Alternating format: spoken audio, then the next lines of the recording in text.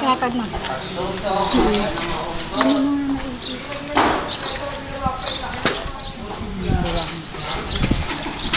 Sakay tayo sa kanan.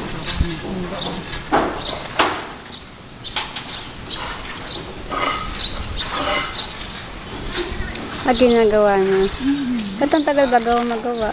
Di ba kinulang nga sa pera si Marie, yung bang paghuhulog niya. Buti nga na-survive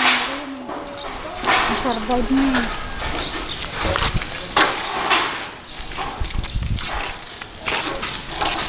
Ubusin na lang natin yun.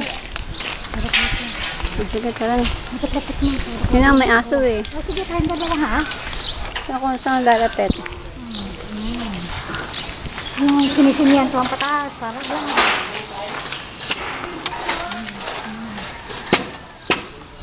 Saka na, kapalandin ko.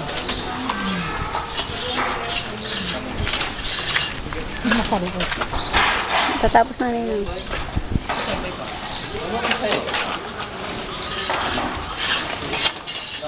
Uy!